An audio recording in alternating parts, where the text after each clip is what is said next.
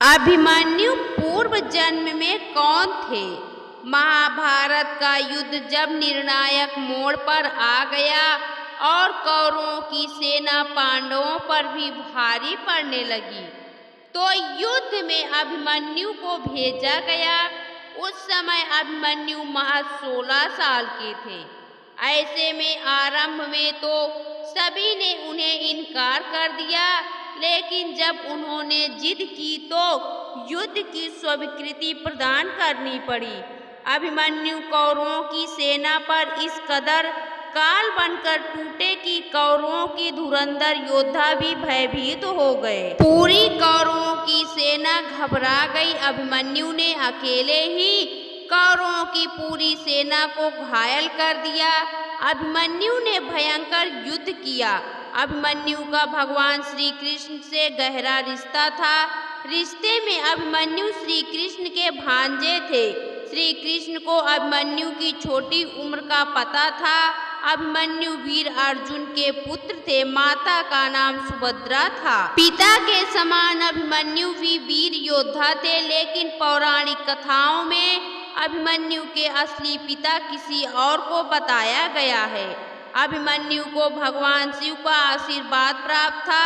एक कथा के मुताबिक पूर्व जन्म में अभिमन्यु भगवान श्री कृष्ण के शत्रु थे। अभिमन्यु का जन्म भगवान शिव के वरदान से हुआ था।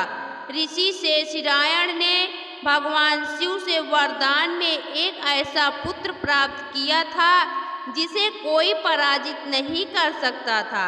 ऋषि का यह पुत्र कालयवन कहलाया। कालयवन एक बार जरासंध के बहकावे में आ गए और मथुरा पर आक्रमण कर दिया, लेकिन भगवान श्री कृष्ण ने कालयवन को राजा मुचकुंद की गुफा में ले गए और कालयवन ने सोए हुए राजा मुचकुंद को श्री कृष्ण समझकर जगा दिया। राजा मुचकुंद की नजर कालयवन पर पड़ते ही वह जलकर भस्म हो गया, क्योंकि राजा मुचकुंद को वरदान प्राप्त था कि जो उसे नींद से जगाएगा वह भस्म हो जाएगा। भस्म हो जाने के बाद श्री कृष्ण ने कालयवन की आत्मा को एक पोटली में बांधकर दूसरे स्थान पर ले जाने लगे, लेकिन रास्ते में उन्हें सुभद्रा मिल गई। सुभद्रा की नज़र जैसे ही पोटली पर पड़ी तो उन्होंने उसे देखने की जिद कर दी और पोटली खोल दी। पोटली के खोलते ही कालयवन की आत्मा सुभद्रा के गर्भ में प्रवेश कर गई। बाद में यही अभिमन्यु के रूप में पैदा हुआ। अभिमन्यु को चंद्रमा का पुत्र भी माना जाता है। इसके पीछे भी एक कथा है।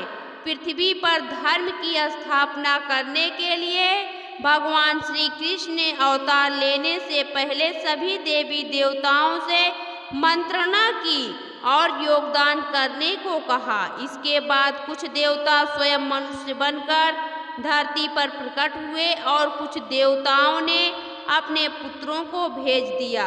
बारी जब चंद्रदेव की आई तो उन्होंने अपने पुत्र वर्चा को पृथ्वी पर भेजा।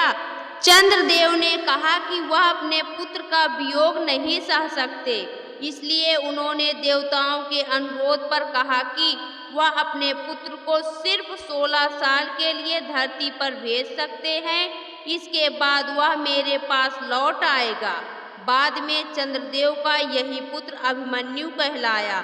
अभिमन्यु गर्भ में ही चक्रव्यूह को भेदने का रहस्य जान गए थे, लेकिन वह निकलना नहीं सीख पाए, क्योंकि सुभद्रा को उस वक्त नींद आ गई जब अर्जुन चक्रव्यूह से निकलने का नियम बता रहे थे। इसी कारण अभिमन्यु चक्रव्यूह में प्रवेश तो कर गए, लेकिन बाहर नहीं निकल पाए। यह वही कालयवन था दोस्तों, जिसकी वजह से भगवान श्री कृष्ण युद्ध भूमि से भागे थे और इनका नाम रणछोड़ पड़ा था।